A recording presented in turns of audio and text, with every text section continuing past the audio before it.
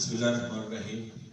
سب سے پہلے تو میں چودھری منیر صاحب کا، چودھری کامران صاحب کا اور جو پوری ٹیم ہے ان کی، طاہر محمود صاحب، حسن شاہ صاحب، ساجد عزیز بٹ صاحب اور عمران علی صاحب جو اسٹیج سیکرٹری ہیں، ان سب کا شکریہ. اور سب سے بڑھ کر آپ لوگوں کا اس لیے شکریہ کہ مجھے یہاں آنے میں نا بڑی ایک مسرت ملتی ہے. فنکشنز تو ہم اٹینڈ کرتے رہتے ہیں، بولتے رہتے ہیں، اور آج بی بی شہید کی برسی جس طریقے سے آپ لوگوں نے رکھی، تو میں ایک ذہن میں چیز رکھ کے آتا ہوں یہاں پہ کہ میں گجر خان جا رہا ہوں، بیول جا رہا ہوں، اور اس شہر میں جا رہا ہوں جہاں وزیر اعظم ہے، اور اس شہر میں جا رہا ہوں کہ جہاں کی سیدہ وارثی یہاں کی پارٹی کی چیئر پرسن. یہ بہت بڑے اعزازات ہیں. میں گجر خان کو، بیول کو اس طریقے سے دیکھتا ہوں. تو ہر شہر کی کوئی نہ کوئی خاصیت ہوتی ہے. اور پھر شہید ذوالفقار علی بھٹو صاحب نے جب بیرون ملک ہمیں بھیجا، اگر وہ نہیں بھیجتے تو شاید ہم اپنے پیچھے کوئی اتنی ہیلپ نہیں کر سکتے. یہ اسی طرح کی بات ہے کہ آپ اپنے گھر کے بچوں کو پڑھاتے ہیں، لکھاتے ہیں، پھر وہ آپ کو ہیلپ کرتے ہیں، پے بیک کہہ لیں، جو بھی کہہ لیں. اسی طرح ہم سب پہ فرض ہے کہ ہم اپنے ملک کو پے بیک کریں. ہمیں ہمارے ملک نے یہاں بھیجا ہے، کسی بھی کیپیسٹی میں، کسی بھی پارٹی میں، کسی بھی پلیٹ فارم پہ ہے، تو ہمیں اپنے نوجوانوں کو جس طرح آپ نے جوڑ کے رکھا ہے. مجھے یہاں یہ خوشی ہوتی ہے، مطلب مختلف پارٹی کے لوگ بھی آتے ہیں، اور جب میں یو کے کا جنرل سیکرٹری تھا تو ہم دوسری پارٹی کے لوگوں کو بھی بھٹو صاحب کی اور بی بی صاحبہ کی برتھ ڈے اور برسی پہ بلاتے تھے، کیونکہ ہم یہ نہیں سمجھتے ہیں کہ وہ خالی پیپلز پارٹی کے لیڈر ہیں. وہ پورے پاکستان کے، پورے ایشیا کے، پورے مسلم امہ کے ہم انہیں لیڈر سمجھتے ہیں. اور انہیں اسی طرح پریز بھی کیا گیا. میں دوستوں کو ایک چھوٹا سا واقعہ بتاتا ہوں، کیونکہ بی بی شہید کی جب ہم بات کرتے ہیں نا تو آٹومیٹکلی بھٹو صاحب کی بات آ جاتی ہے. اور جب بھٹو صاحب کی بات کرتے ہیں تو بھٹو بے نظیر بن جاتا ہے. بے نظیر بھٹو نام دیکھیں نا، بھٹو صاحب نے رکھا کہ میں بے نظیر ہو گیا ہوں، بھٹو بے نظیر بھٹو ہے جی. بھٹو صاحب کی کوئی بات جو نا لاجک کے بغیر نہیں کرتے تھے، اور اتنے ماشاءاللہ اتنے شارپ تھے. دیکھیں 51 ایئرز اولڈ بیچارے دنیا سے چلے گئے، اور بال ان کے اس طرح سفید تھے جیسے 70-80 سال کے ہوئے. کام اتنا کیا انہوں نے اپنے ملک کے لیے. جب تھوڑا سا میں تاریخ کو بھی بتاؤں گا، کیونکہ ہمارے نوجوان بھی بیٹھے ہوئے ہیں، اگر یہ چاہیں گے تو میں انگلش یا پنجابی میں، پٹواری میں بھی بات کر لوں گا، ایسی بات نہیں ہے، اردو بھی انہیں سمجھ آتی ہوگی. کہ جب ملک ٹوٹا تو میں راستے میں بھی دوستوں کو ایک واقعہ سنا رہا تھا، اور 3 بڑے بڑے صحافی پاکستان کے وہ پروگرام کرتے تھے چوراہا، اس کے اندر یہ بات ہوئی. آج سے کوئی 8-10 سال پہلے کی بات کر رہا ہوں.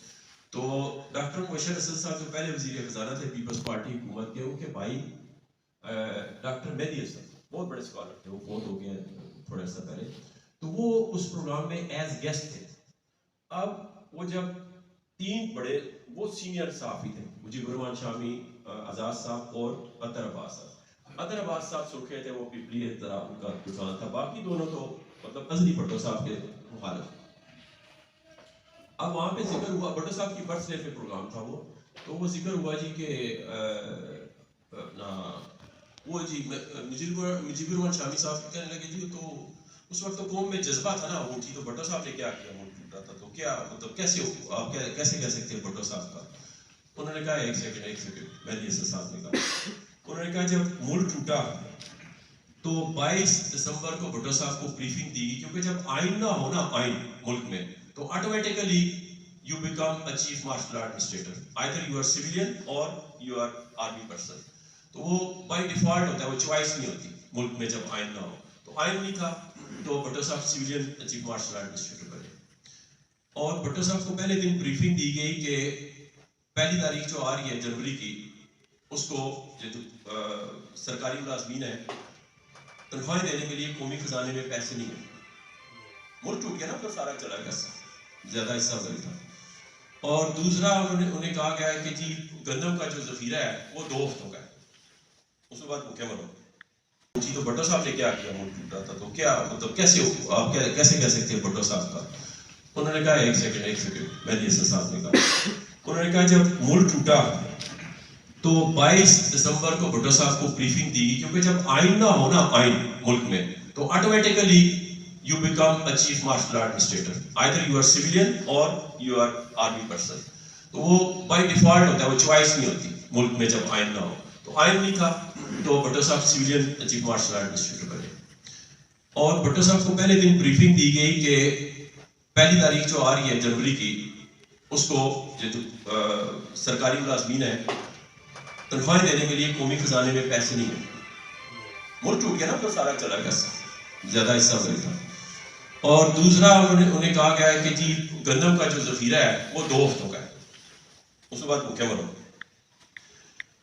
تو اب یہ بھٹو صاحب کی پرسنالٹی تھی، کرزما تھا. اس وقت دیکھیں سوشل میڈیا یہ چیزیں وہ کوئی اتنی تھی، ککھ بھی نہیں تھا، ایک لینڈ لائن ہوتا تھا، موبائل بھی نہیں.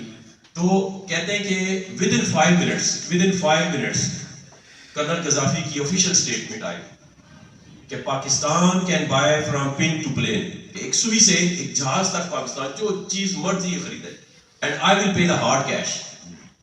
آئی ول پے دا ہارڈ کیش. کسی ملک کو، ٹوٹے ہوئے ملک کو کون کہہ سکتا ہے، کس وجہ سے کہہ سکتا ہے؟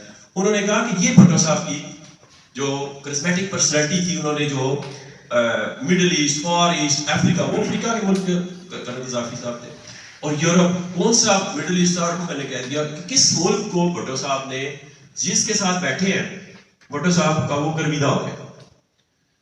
1960 میں جب بھٹو صاحب کو تو ابھی ایسے کہتے ہیں نا لوگ کہ جو جنرل ایوب کے ساتھ کام کیا ہے، کوئی یہ نہیں پتا کہ اسکندر مرزا جو سیویلین تھے، ایکس تھے، ان کے ساتھ بھٹو صاحب پہلے آئے حکومت میں، اور پھر ایوب نے ان کی پرفارمنس کی وجہ سے رکھا تھا. بھٹو صاحب was not involved in any کوئی کانسپیریسی یا کوئی اس میں.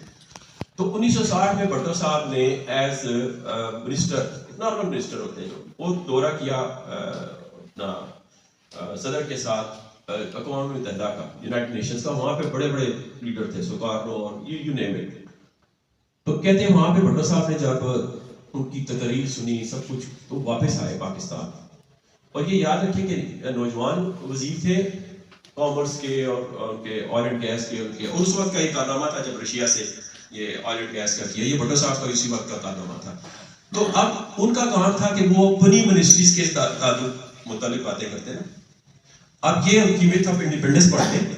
میتھ آف انڈیپینڈنس میں یہ لکھا ہوا ہے بھٹو صاحب کی کہ بھٹو صاحب نے آ کے جب وہاں دیکھا کہ امریکہ جو ہے وہ انڈیا کی ہیجمنی رکھے گا اور ہمیں ایٹامک بم بنانا چاہیے، ان 1960 کی بات ہے. اور پھر دوسری بات بھٹو صاحب نے کی کہ امریکہ اس کو ہمارے پہ ڈومینیٹ کرے گا، تھوپے گا، تو ہمیں یہ آگے کے لیے دیکھنا چاہیے. اور وار فوٹیج کے اوپر ہمارے گاؤں ہر جگہ پہ لوگوں کو ٹریننگ دینی چاہیے یہ فوج کی. اب وہ ویتنام کو بھی سامنے رکھ رہے تھے، امریکہ ویتنام میں گھسا، ویتنام نے کیسے باہر کیا. تو دوسرا پھر بھٹو صاحب نے یہ کیا جو بہت اہم چیز ہے، بنیادی چیز ہے آج کی سیاست میں بھی، وہ ہمیں اس کے طرف توجہ دینی چاہیے کہ بھٹو صاحب نے فارن پالیسی دی. فارن منسٹر نہیں تھے وہ، اور جو ایکسپٹ ہوئی فارن پالیسی اس وقت کی ایکسپٹ ہوئی، he was not a foreign minister. اور وہ جو ابھی تک ہم کہتے ہیں نا کہ بھٹو صاحب کی تقاریر جی نا ادھر بڑی ٹاپ کی ہیں یونائٹڈ نیشنز کی، اور پاکستان میں کہتے ہیں کہ آج فارن پالیسی سے ہماری اسٹیبلشمنٹ ہاتھ اٹھا لے، اس کو ایز اٹ از اوپن کر دے، ہم پاکستانی اسی طرح دنیا میں جئیں گے. اس فارن پالیسی کے 2-3 جو ہے نا چیدہ کے بھٹو صاحب نے کہا کہ دیکھیں بس امریکہ بھی لیتا ہے، سارے لیتے ہیں، لیکن ہم اپنی ٹرمز میں لیں گے اور کسی کی ڈکٹیشن نہیں لیں گے. یہ بھٹو صاحب کی کتابوں میں خود انہوں نے لکھا.